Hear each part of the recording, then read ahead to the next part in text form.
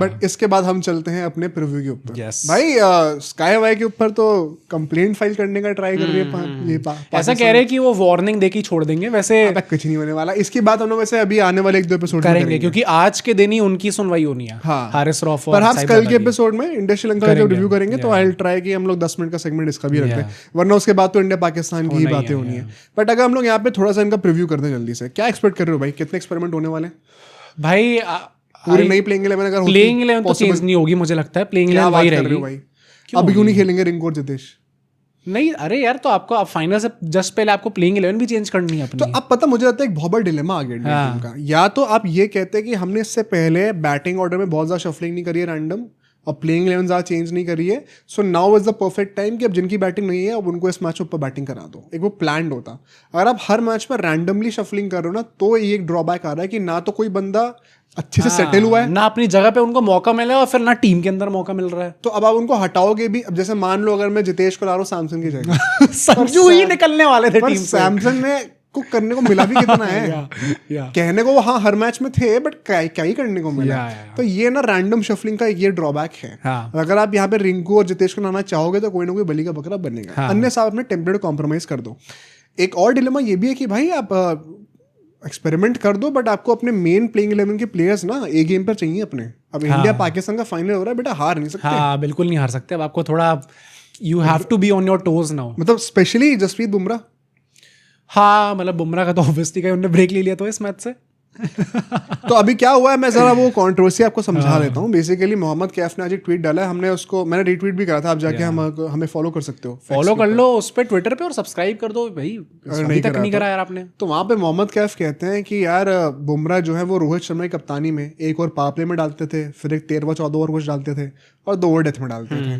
पर अब क्योंकि उनके साथ क्या होने लग गया कि इंजरी का डर है, तो वो चाहते हैं कि जब उनकी बॉडी वार्म्ड अप हो ना तभी वो एक साथ मोस्ट ओवर्स डाल। ये डज दिस मेक सेंस? सो भाई मेरा दिमाग खुल गया था उस टाइम पे, मैंने ऐसा बिल्कुल नहीं सोचा था कि बुमराह 3 ओवर पावर प्ले में इसलिए डाल रहे हैं वार्म्ड अप ताकि बॉडी अभी गर्म है। और मैं इतना चिढ़ा ना उस टाइम पे जब मैंने ट्वीट भी कहा था कि I genuinely pray this is not true, क्योंकि अगर ये सच है ना तो दिस इज टू मच भाई। आपको अपनी मर्जी से इक्का दुक्का वो करके अक्कड़ बक्कड़ बम्बे को करके आपने ऐसा आदमी के हाथ में मैच रख दिया कि मैं ये वाला मैच खेलूंगा, और उसमें भी अब मेरी कंडीशन है कि नहीं मैं साहब मेरे भी बॉडी गर्म है, मेरी कमर थोड़ी गर्म है, मैं 5 में से 3 मैच खेलूंगा और उन 3 मैच में मैं डिसाइड करूंगा अच्छा मैं कब करना चाहता हूँ चीजें। तो ये ज्यादा ही अजीब हो जाता है। तो जैसा कोई रखवा लो ना अपने घर में फिर अगर नहीं है तो। बट बुमराह ने थैंकफुली, इसीलिए मैं कहूँ I don't have a problem, उन्होंने रीट्वीट करके उसको कोट कर दिया कि क्या wrong back then and wrong even now, inaccurate before inaccurate again. Inaccurate before accurate, पहले क्या करा था मुझे भी समझ में नहीं आया भाई। मतलब मुझे लगता है कि पहले जो और लोग चीजें बोलते रहते हैं इसलिए वो बोल रहे हैं।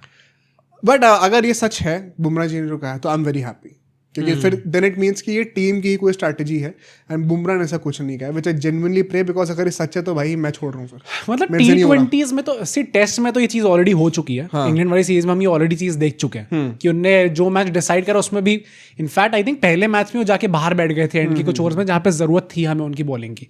तो टेस्ट में we are already seen this. T20s में I either we did not expect कि बुमराह ऐसा करेंगे भाई। आपको 4 ओवर डालने उसमें भी अब आप डिसाइड करोगे क्या कि मुझे किस फेज ऑफ प्ले में डालने होगा। इतनी मेहनत तो लगती भी नहीं यार T20 मैच में, तो मुझे लगा भी नहीं था कि ऐसा है एक्चुअली में। अच्छा श्रीलंका के पॉइंट से तुम्हें क्या लगता है, क्या उनको एक्सपेरिमेंट करना चाहिए? I don't think so, it's a matter of pride now कि जीत के जाओ बाहर। एटलीस्ट एक मैच तो जीतना पड़ेगा। हाँ ये भी कह सकते हैं, सुपर 4 में एक भी मैच आप जीते नहीं, इससे पहले आप 3-on-3 करके आ रहे थे। या आई थिंक थोड़ा तो मैटर ऑफ प्राइड है, प्लस आप बेस्ट टीम के सामने खेल रहे हो तो आप इतना लाइटली नहीं ले सकते उसको। तो अगर मैं टॉस की बातें करूं, पहले मैं हेड टू हेड का ट्रिविया देता हूं आप सब लोग को, आप भी जरा कमेंट करके बताओ क्या लगता है। 31 टाइम्स इंडिया श्रीलंका का T20 मैच हुआ है, उसमें से इंडिया कितनी बार जीती? 31 टाइम्स हुआ है इंडिया श्रीलंका का T20 मैच। ये ओवरऑल है एशिया कप के बियॉन्ड।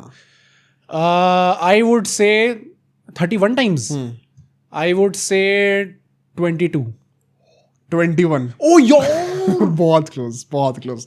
9 बार श्रीलंका जीती, एक वो नो रिजल्ट आया था। एशिया कप में इंडिया श्रीलंका 23 टाइम्स भिड़े, उसमें से इंडिया कितनी बार जीती है? 23 टाइम्स में से, क्योंकि एशिया कप श्रीलंका भी बहुत ज्यादा बार जीती है। लॉजिक लगा रहे हो क्या? हाँ भाई 15 12 चलो ठीक है 11 बार श्रीलंका जीती, बहुत क्लोज है भाई एक्चुअली में। वो ही फिर से मैच होने वाला है, तो अगर आपको वैसे कायदे से प्रेफरेंस चाहिए तो चेस करोगे तो बेहतर ही है। हालांकि आज तो बांग्लादेशियों ने कुछ उल्टा ही कर दिया। हाँ। तो बांग्लादेशियों को लगा था कि हमने मास्टरमाइंड स्ट्रोक किया, हमें कॉमेडी पड़ रहा था कुछ कि वो जो हमने बिठाई इसलिए ताकि कल के मैच के लिए फ्रेश हो गए फ्रेश।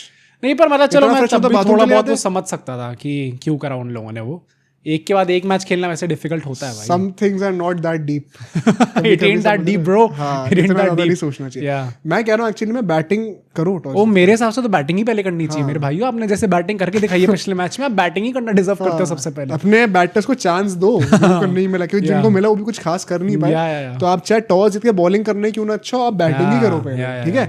और यहाँ पे प्लेइंग 11 में क्या रिंकू आ रहे हैं दुबे की जगह पर? नहीं मुझे नहीं लगता आ रहे यार भाई। आपने मतलब ओमान के अगेंस्ट तो चेंज करा पानी पिलाने के नहीं, लिए आपने ओमान के अगेंस्ट नहीं चेंज करा जब आप ऑलरेडी 2 में 2 जीत चुके थे और उसके बाद आपका फ्री गेम था, और आप श्रीलंका के अगेंस्ट चेंज करने को रेडी हो फाइनल से जस्ट पहले। ऐसा भी नहीं कि इसके बाद 5-6 दिन बाद फाइनल होगा, आपको एक गैप के बाद वापस फाइनल खेलना ही है। तो आई थिंक भाई जो प्लेयर्स ऑलरेडी खेल रहे हैं उनको रिदम में रहने दो और खेलने दो आगे। जितेश नहीं भाई, सैमसन की जगह, तिलक की जगह नहीं भाई, क्योंकि और तो कोई हो नहीं सकता ना। हाँ। देखो स्काई जाएंगे नहीं, गिल और अभिषेक जाएंगे नहीं, हार्दिक तो फिर ऑलराउंडर ही हो गया, हार्दिक अक्षर वगैरह, तो वो तिलक को हटा सकते हैं। नहीं मुझे नहीं लग रहा हट रहे यार। तिलक वर्मा को भी वेरी ऑनेस्टली खेलने दो भाई इस टाइम पे अभी। पर एक बंदा जो हट रहा है वो पक्का है।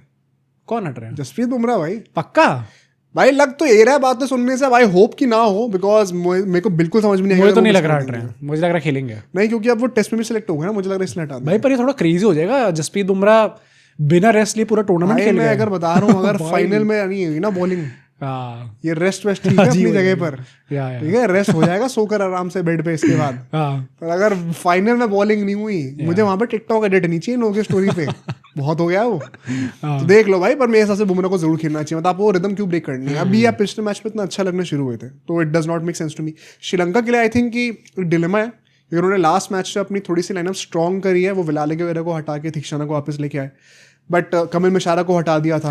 तो थोड़े बॉलिंग ऑप्शंस बढ़ाने का ट्राई करा है, बट उसके चक्कर में बैटिंग जो एकदम ही चौपट उड़ गया था। पाकिस्तान जैसी टीम से आप जो है ऐसे ऐसे पिट रहे हो यार, 80 रन पे 5-5 विकेट खा रहे हो। पर मुझे लगता है कि they will stick to the same team most likely. अब ज्यादा चेंज करने का पॉइंट नहीं है, तो हर कोई बांग्लादेश थोड़ी होता है। बांग्लादेश तो हाँ ऑब्वियसली हर मैच में 4 चेंजेस हम लोग करके ला रहे हैं। बट लास्टली क्या प्रेडिक्शंस लग रही हैं, क्या मैच होने वाला है?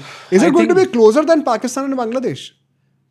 वैसे बांग्लादेश सॉरी क्लोज तो बिल्कुल घंटा कुछ नहीं था, तो 40 रन से हम जीते ही हैं। मुझे नहीं लगता क्लोज होने वाला है। आई थिंक ये सरप्राइजिंगली थोड़ा फाइट में मिल सकता है भाई। मेरी जो प्रेडिक्शन थी एशिया कप स्टार्ट होने से पहले वो ये थी कि हम लोग ये वाला मैच हारेंगे, श्रीलंका वाला।